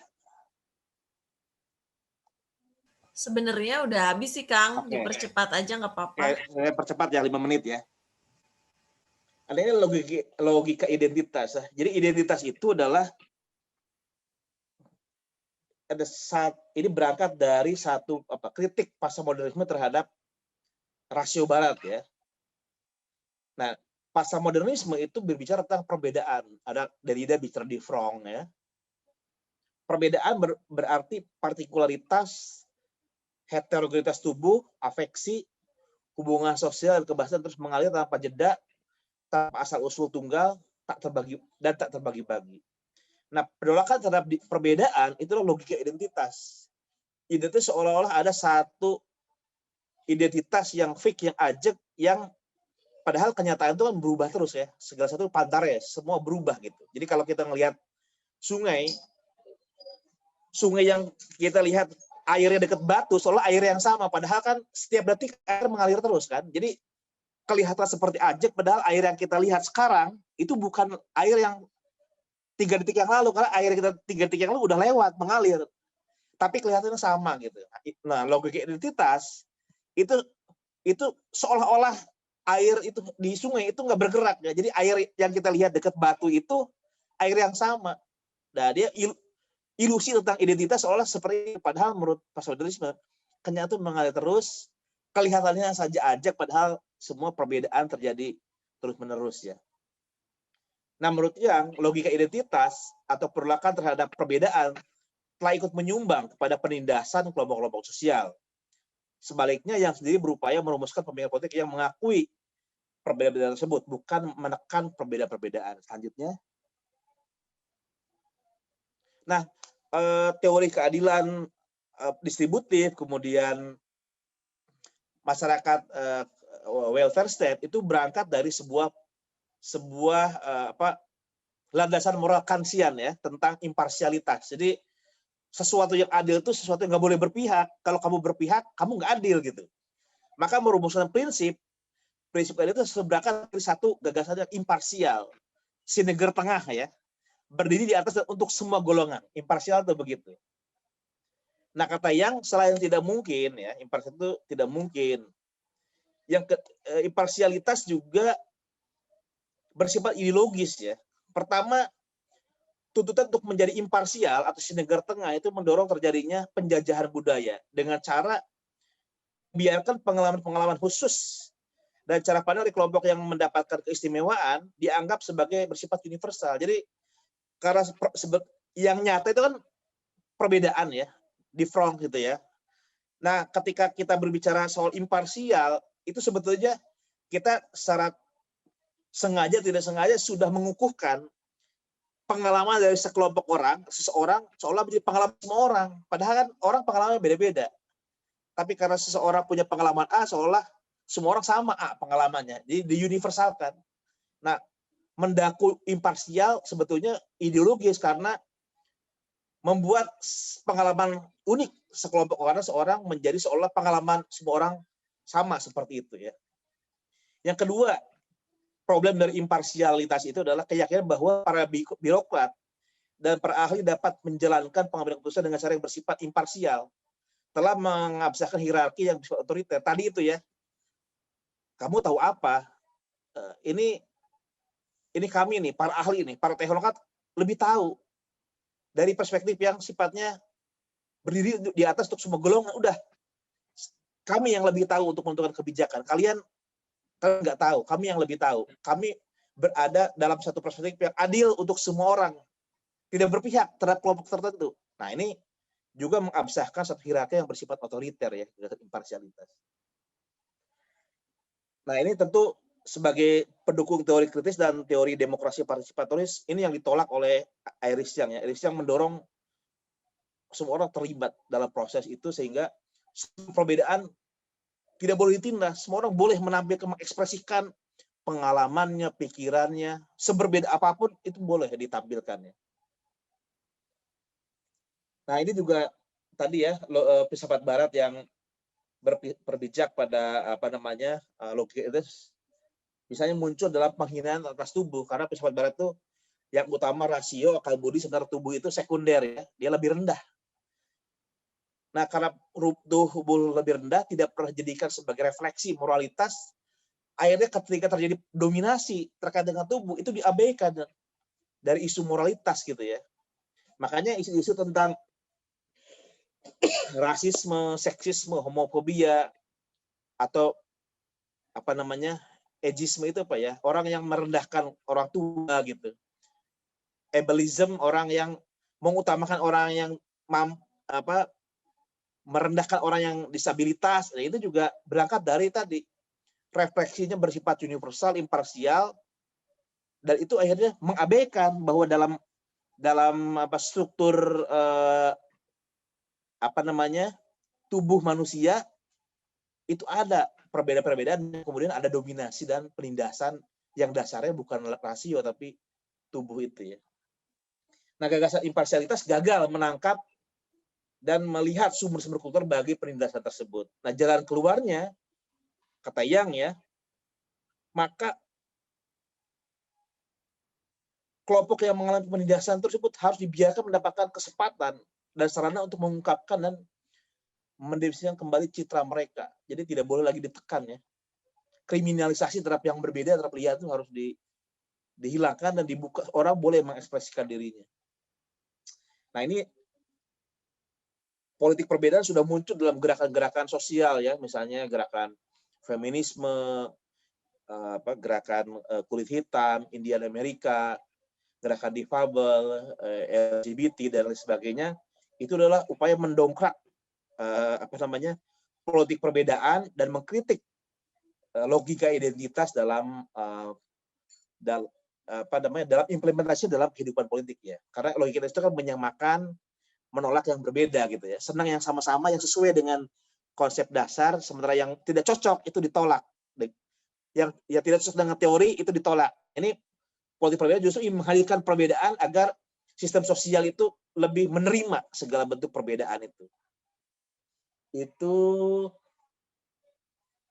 ya pada intinya dominasi, penindasan yang muncul dari satu filsafat politik yang disebut sebagai teori keadilan distributif, prakteknya dalam kebijakan masyarakat kapitalis kesejahteraan yang bertopang dari satu filsafat Barat yang berpusat pada rasio itu dikritik oleh Young dan yang banyak mengambil inspirasi ya dari pasca-modernisme, teori kritis, dan juga mendukung repolitisasi kehidupan sosial, pengambilan keputusan agar semua orang, semua pihak yang awalnya tertindas bisa dilibatkan dalam pengambilan keputusan. Dan ini dia menekankan demokrasi partisipatoris untuk menjadi jawaban terhadap problem tadi depolitisasi masyarakat. Itu barangkali Teh Neni tentang Young ya. Mungkin kita bisa lanjutkan dalam tanya jawab. Terima kasih. Ya, terima kasih Kang Iqbal atas pemantiknya yang luar biasa sekali. Saya kira bahwa gagasan yang ini sangat relevan sekali ya dengan kondisi yang terjadi di Indonesia akhir-akhir ini. Dan tadi Kang Iqbal menyampaikan dalam buku Justice and the Politics of Difference, itu juga yang merefleksikan keadilan berangkat dari konteks ketidakadilan yang terjadi di Amerika Serikat.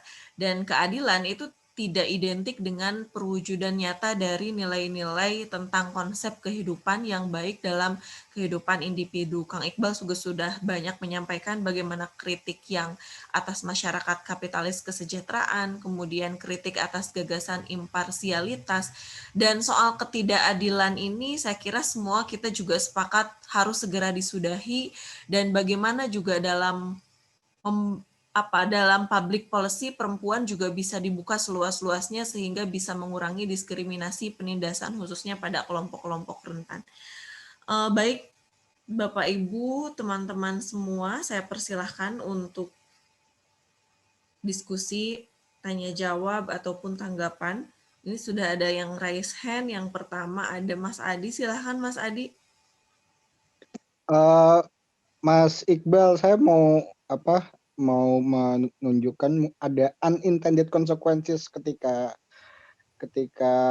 ruang publik itu dibuka untuk ruang partisipasi publik itu dibuka seluas-luasnya. Saya membayangkan, saya lupa contoh konkretnya ya, tapi kita mungkin pernah lihat lah sehari-hari kasusnya di Indonesia. Misalnya gini, ketika pengadilan di depan pengadilan tuh orang demo banyak banget untuk menuntut si terdakwa itu dihukum, padahal kalau kalau melihat alat bukti di yang dibuka jaksa, yang dibuka hakim, itu si terdakwa itu sangat mungkin untuk tidak bersalah gitu. Tapi karena tekanan publik demo dan komentator di TV bilang dia salah, ya hakim dalam tekanan itu kan. Jadi gini, ruang partisipasi publik itu tidak hanya mengundang voice, tapi kadang-kadang menghadirkan voice noise gitu loh. Noise, ya. Iya. Bukan pendapat tapi berisik gitu loh. Itu gimana gitu, dan dan dalam negara demokrasi begini kan, di Indonesia kan kasusnya yang terjadi adalah mayoritas, Mas. Padahal yang namanya mayoritas itu belum tentu benar gitu loh. Kadang malah ngaco gitu. Itu gimana gitu. Kalau membuka ruang partisipasi publik, ya itu mengundang noise bukan voice gitu. Ya, benar-benar Mas Adi, benar. Mewakili pertanyaan saya. Satu lagi mungkin cerita mungkin buat kisah yang lebih gampang gini kali. Kalau misalnya di sebuah kapal gitu ya, kalau kita menyerahkan ini kapal mau dibawa kemana gitu, minta pendapat tukang sapu, minta pendapat akuntan, bukan menyerahkan pendapat ke nakoda kapal yang udah terlatih dan sekolah bertahun-tahun. Itu kan jadi agak aneh itu, Mas. Jadi malah nggak selamat kalau ngikutin public opinion dalam hal itu gitu loh. Malah lebih selamat kalau manut aja sama nakoda yang udah well trained gitu loh. Makasih, Mas. Makasih. Kang Iqbal, biar nggak lupa, saya kira satu-satu aja kita respon ya, karena nanti juga kalau diakumulasi tetap satu-satu yang diresponnya. Silahkan. Terima kasih dari Mas Adi ya, pertanyaan baik dan cukup kritis ya terhadap pandangan atau opini dari Iris Yang. Pertama, memang tadi Mas Adi mengatakan pengalaman ya, bahwa kalau orang diperbolehkan untuk terlibat secara penuh partisipasi, terjadi noise, berisik ya. Bahkan hakim yang seharusnya bisa mengambil keputusan dengan adil kadang menjadi tidak adil karena khawatir dengan tekanan massa gitu ya, karena berisik di luar ya, kasus Ahok gitu ya.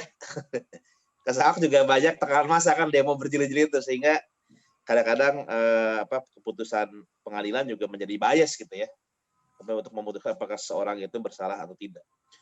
Pertama, dari sisi tekanan massa dalam pengertian proses pengadilan ya, jelas itu suatu problem sendiri. Tekanan massa itu kan juga penindasan ya. Kalau massa kemudian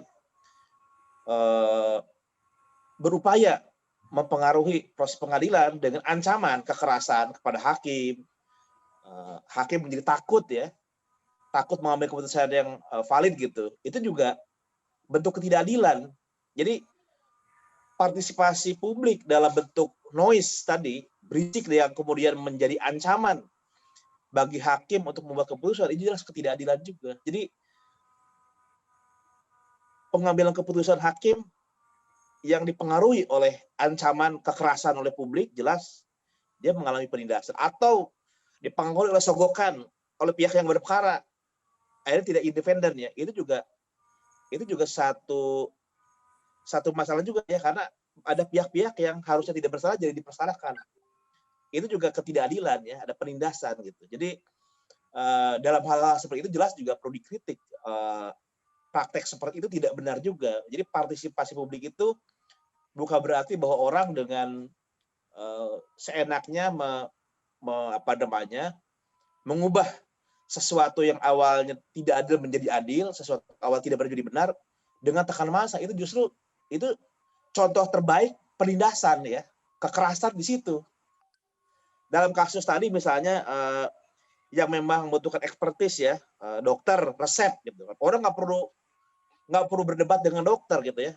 Dokter, ini resepnya apa? Boleh tanya nggak ini gitu. Ya kalau dalam situasi-situasi itu soal resep, soal makanan di mall gitu ya, kita nggak perlu berdebat dulu ini isinya apa. Sesuatu yang kita bisa percaya kepada para ahli atau para produsen yang sudah menciptakan sistem yang kita bisa terima semua secara masuk akal gitu. Yang jadi problem adalah termasuk tadi ya soal pilot ya, penumpang dengan pilot nggak perlu berdebat lah. Ini tujuan sudah jelas, bagaimana cara mengendalikan pesawat yang baik, kapal yang baik, ya pilot atau nahkoda lebih tahu dari penumpang. Soal itu mungkin kita nggak akan berdebat ya, tapi soal keputusan publik itu yang seringkali di luar isu teknokrasi menjadi di bawah isu teknokrasi gitu ya. Soal berapa jumlah pajak, berapa upah minimum regional, itu soal keberpihakan. Keberpihakan itu bukan soal benar salah ujung-ujungnya ya. Bukan soal apakah sesuai nggak dengan ilmu pengetahuan, tapi ini soal ada berapa kelompok yang seharusnya semua orang bisa melakukan negosiasi untuk mengambil jalan tengah misalnya, tapi ini orang nggak dilibatkan. Hanya kelompok tertentu yang dilibatkan. Dan kemudian ditutup-tutupilah hak eksklusif orang itu dengan katakanlah tadi ini lebih ahli, ada data statistiknya dan sebagainya gitu. Jadi bukan berarti kemudian orang tidak bisa gitu ya mengikuti pendapat yang masuk akal. Pada akhirnya ketika terjadi kontestasi, jelas ketika keputusan harus diambil ya ada kemasuk akalan, misalnya soal aspek-aspek tertentu ya, soal jumlah pajak, soal apa itu jelas ada orang bisa sepakat pada akhirnya dengan satu argumentasi yang masuk akal. Tapi ada banyak hal lain yang sebetulnya tidak punya dasar yang masuk akal, terjadi semacam represi identitas sosiobudaya, misalnya represi terhadap minoritas etnis, terhadap minoritas ras. Apa dasarnya? Orang yang kulit hitam dianggap lebih rendah dari orang yang bukan kulit hitam.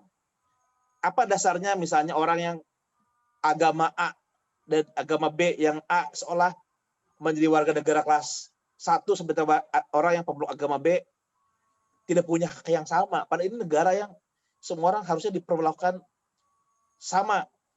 Tidak boleh dibedakan karena tadi misalnya agamanya gitu ya. Nah, ini juga penindasan ya. Ada semacam penjajahan budaya dalam tanda petik, termasuk juga misalnya gagasan ideologi patriarki ya, yang menganggap laki-laki itu lebih bisa ketimbang perempuan. Perempuan tuh apalah bisanya di dapur, di sumur, di dapur gitu kan. Apa betul seperti itu? Nah, itu kan terjadi penindasan, terjadi semacam represi dari kelompok tertentu. Nah, apa yang diinginkan oleh yang bahwa kelompok tertindas seperti ini ya, termasuk kelompok lesbian, gay, transseksual yang selama ini dianggap sebagai penyakit lah, dianggap sebagai penjahat, itu diperbolehkan untuk melakukan aktualisasi diri gitu. Jadi ada ruang di mana memang ya pada akhirnya keputusan akan diambil oleh expert ya. Dalam kasus-kasus yang sepertinya semua orang sepakat secara masuk akal, ya kita akan memilih keputusan dia, kayak tadi pilot atau nakoda. Tapi dalam keputusan yang sifatnya lebih pada bagaimana setiap orang itu dilibatkan untuk mengambil keputusan, dalam arti yang bukan soal tadi ya, benar salah dalam pengertian yang sudah bisa masuk akal ditentukan, misalnya soal cara mengemudikan kapal atau pesawat gitu. Tapi soal kebijakan yang intinya adalah keberpihakan, maka sebetulnya partisipasi dibutuhkan. Karena yang jadi problem adalah tadi, selama berpuluh-puluh tahun, beratus-ratus tahun, ada sekelompok orang yang dominan, ada kelompok lain yang tereksploitasi, termarginalisasi, yang terpinggirkan dan mengalami kekerasan. Itu yang sebenarnya fokus dari yang sebenarnya ini. Dan persis seperti yang Mas Adi katakan, mayoritarianism itu kadang-kadang jadi problem ya. Justru itu yang dikritik oleh yang kelompok mayoritas yang merasa dia seolah berhak menentukan yang lain, sementara minoritas harus tahu diri. Ini jelas kekerasan, ini jelas penindasan. Entah itu mayoritas atau minoritas harus punya ruang yang sama untuk tampil tanpa harus saling menindas satu sama lain. Memang agak tipis ya Mas Adi perbedaannya, tapi saya kira kita bisa menangkap di mana posisi yang dalam hal ini ketika berbicara tentang pentingnya partisipasi publik. Terima kasih Teh Neni. Oke. Terima kasih, Mas. Selanjutnya Kang Ridwan Muhammad, silakan untuk menyampaikan pertanyaannya.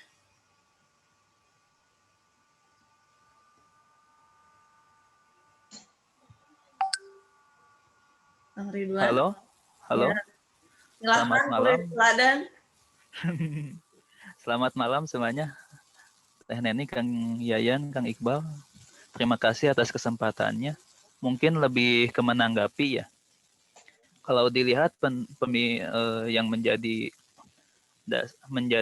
dasar pemikiran yang ini, saya kira banyak pengaruh dari tendensi postmodernisme gitu.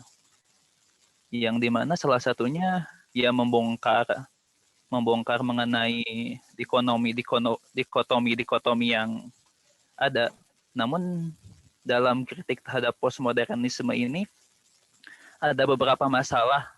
Yang pertama mungkin adalah adanya post-truth.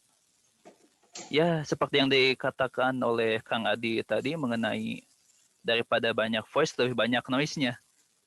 Sehingga ketika adanya post-truth ini seolah-olah yang namanya kepakaran itu sudah tidak ada gitu. Setiap orang istilahnya kata kasarnya bisa ngebacot apa aja, tidak tahu bidangnya apa. Seolah-olah semua orang bisa bicara seenaknya gitu, terutama mungkin dalam hal ini mengenai COVID kemarin yang berkaitan dengan konspirasi dan segala macamnya. Dan kemudian yang kedua mengenai kritik terhadap postmodernisme yaitu adanya bias gender. Ya dengan hal ini ada pemikiran yang mengatakan bahwa postmodernisme itu memang menyetujui setidaknya terhadap adanya LGBT. Dan mungkin ketika melihat dari penjelasan tadi mengenai teori keadilan yang dan juga prinsip identitasnya,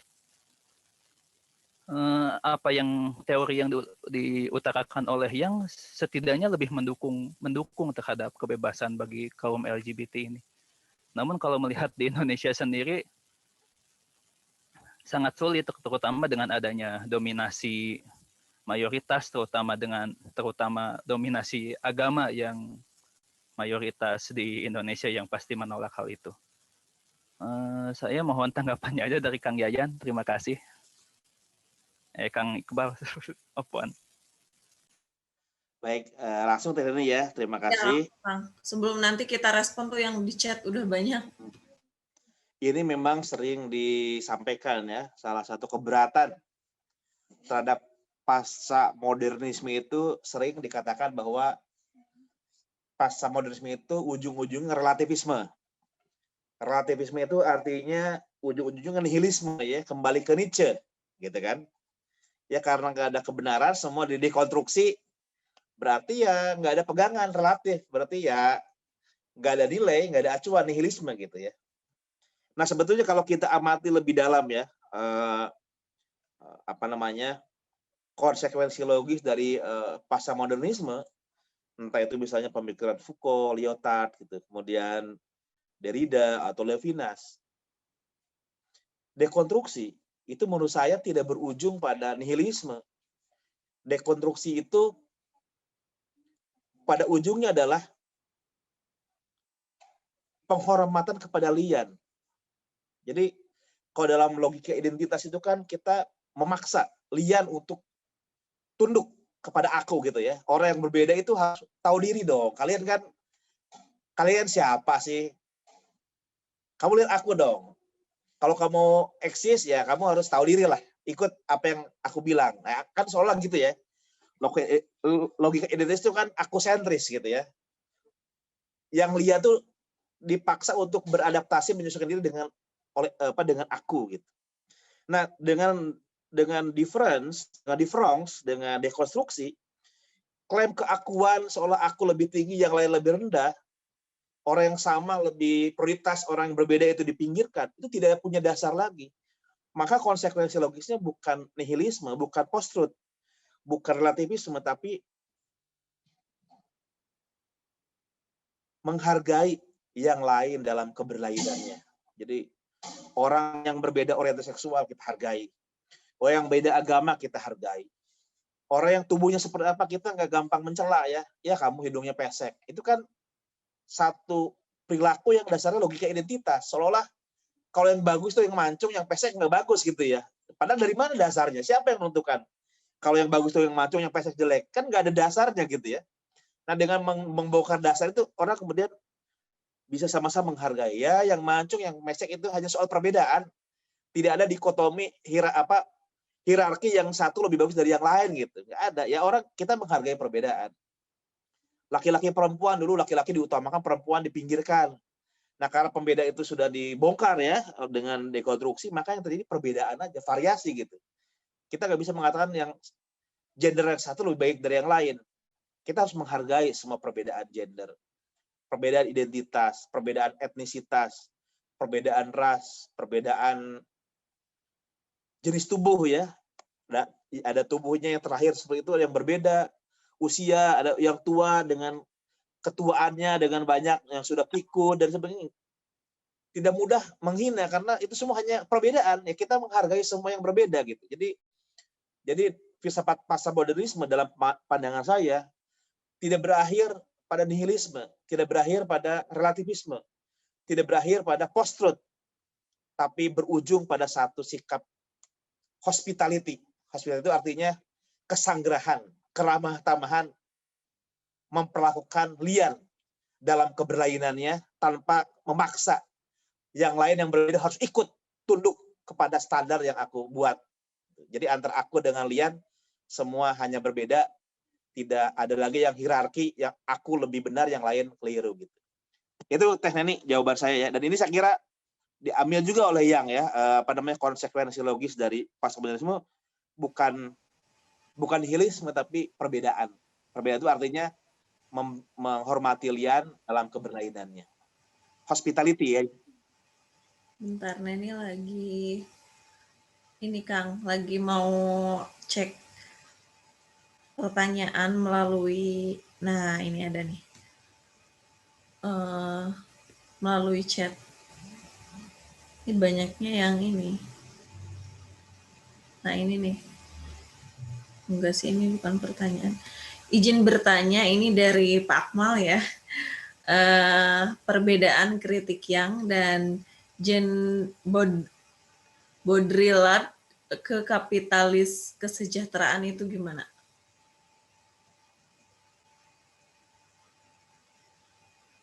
Kang Iqbal? Berarti Pak Akmal harus cerita dulu dong, Jean Baudrillard itu gimana? Nanti baru kita bandingkan ya. Oke, kalau gitu kita undang Pak Akmal. Silahkan untuk dibuka mute-nya.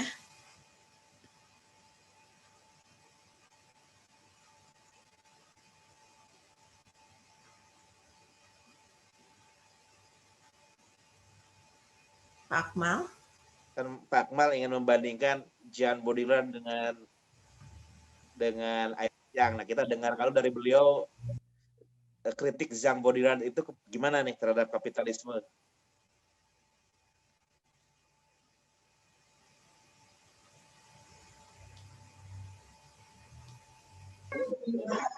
Itu Pak Akmalnya katanya lagi makan. Oh ya udah, kalau aja, gitu kita lanjut ke pertanyaan selanjutnya aja Kang. Bagaimana membangun kesadaran keberpihakan dalam ruang publik terutama pada konsep bersahabat dengan alam semesta? Terima kasih ya, pertanyaan yang bagus juga. Pertama kan salah satu karakteristik dari filsafat barat kan antroposentris ya. Jadi misalnya sejak Descartes gitu, kemudian rasionalisme, empirisme, Kant, itu adalah satu cara berpikir yang pada dasarnya jangan alam gitu ya. Manusia lain aja menjadi sekunder, karena yang penting itu saya, aku yang utama, yang lain itu sekunder, nomor 2, sekunder tersier gitu ya. Manusia lain, alam itu menjadi tidak penting. Nah, dengan pembalikan seperti yang dirumuskan oleh misalnya Heidegger, kemudian maka pengutamaan antroposentris itu kemudian diubah ya. Jadi bahwa cara berpikir manusia, keberadaan manusia itu sangat ditentukan oleh lingkungannya. Lingkungan termasuk lingkungan sosial maupun lingkungan alamnya itu jelas menjadi salah satu karakteristik pemikiran mutakhir ya. Kalau kita membaca misalnya Heidegger, Merleau-Ponty, kemudian Levinas dan sebagainya, itu kritik terhadap antroposentrisme. Dan dengan pendekatan yang sama kita akan mengatakan bahwa alam yang awalnya sekunder itu menjadi punya posisi yang juga penting. Bukan lagi dia sekunder, sementara kesadaran yang utama. Sekarang dikotomi seperti itu kemudian dibuyarkan sehingga sesuatu yang berhubungan dengan kenyataan, entah itu manusia lain, lingkungan sosial maupun lingkungan alamiah, tetap menjadi isu yang penting. Jadi postmodernisme saya kira juga ikut membantu ya, memunculkan gagasan tentang pentingnya alam. Makanya tokoh-tokoh seperti bisa Arne Naes itu dalam pandangan saya itu postmodernisme dalam isu yang lain ya, yang menekankan filsafat lingkungan gitu. Barangkali Teh Neni. Karena ini kita bahas soal filsuf perempuan ya, kayaknya kita juga perlu Kang untuk mengundang atau misalnya menanggapi dari para tokoh perempuan yang hadir malam hari ini dalam diskusi kajian filsafat. Saya tadi sudah mengundang Bu Etin ya, Ibu Dr. Etin mungkin mau menyampaikan pendapatnya atas gagasan Iris Marion Young, atau misalnya mau berdiskusi dengan kami terkait dengan kondisi konteks terkini ya di Indonesia soal gagasan dari yang ini. Dipersilahkan Bu. Ada Bu Etin?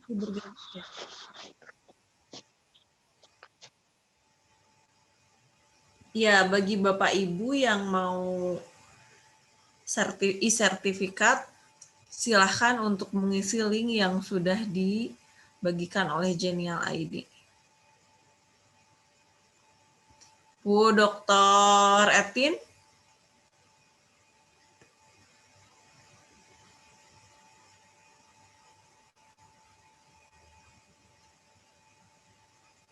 Kayaknya kalau ya silahkan Bu. Waalaikumsalam. Kedengaran nggak suaranya? Kedengaran. Ya, terdengar Bu. Jelas. Silahkan dilanjutkan. Ya, ini diskusi yang bagus dan menarik ya. Kali ini tentang filsuf perempuan ya. Tapi bagi saya nggak begitu penting perempuan atau laki-laki. Yang penting bagaimana pemikirannya dan bagaimana aplikasi dalam kehidupan masyarakat dan bernegara. Inilah yang kita harus renungkan. Terkadang perempuan ini disoroti tentang emansipasi bagi tapi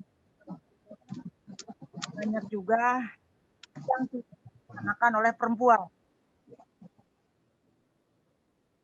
Disinilah titik beratnya pemikiran. Bagaimana seorang perempuan itu tidak hanya membela keadilan tentang keperempuannya saja. Saya melihat di mana-mana itu biasa perempuan itu menceritakan mana hak perempuan, tanpa mengedepankan mana kewajiban perempuan. Jadi intinya bagi saya perempuan laki-laki sama saja. Artinya yang penting bagaimana pemikiran, sekali lagi ulangi, pemikiran dan aplikasinya dalam masyarakat. Memang di Indonesia pun terkadang perempuan seolah-olah ya menuntut haknya. Contoh dalam pemilu aja. Hak perempuan itu mendaftarkan 30% calon DPR RI misalnya di KPU. Tanpa memikirkan hasilnya apakah memang 30% di DPR itu. Hanya menuntut hak-hak yang tidak prinsipil. Tetapi kalau misalnya undang-undangnya dirubah, mau benar-benar memperjuangkan haknya, perempuan di DPR atau dimanapun berada, itu harus 30%. Jadinya 10%. Berbalik lagi kepada perempuan itu. Mampukah dia bersaing dengan laki-laki semua itu? Bisakah bersaing dengan laki-laki? Itu perlu dikaji ulang dalam ranah berbangsa dan bernegara di negara kita ini. Itu hanya contoh kecil aja. Banyak contoh-contoh yang lain. Terkadang seolah-olah ini, baru seolah-olah ya, saya tidak mengatakan yang sebenarnya. Perempuan seolah-olah dinomor 2-kan dari laki-laki. Tapi sebenarnya tidak begitu juga.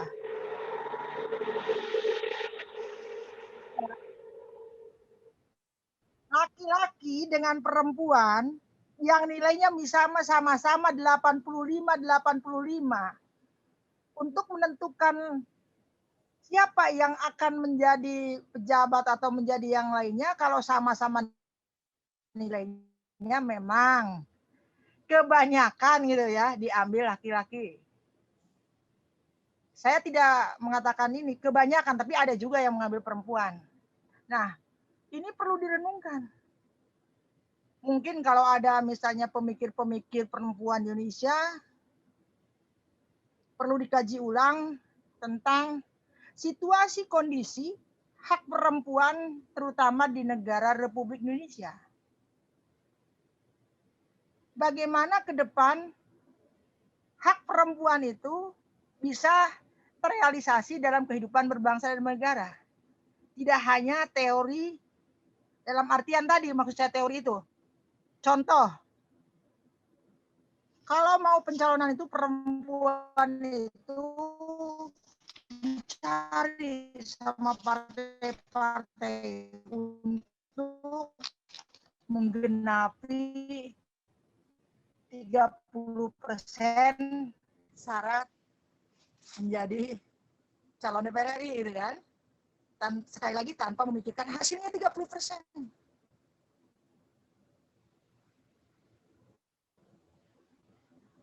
Saya hanya menyarankan aja, mari kita mengkaji ulang tentang situasi, kondisi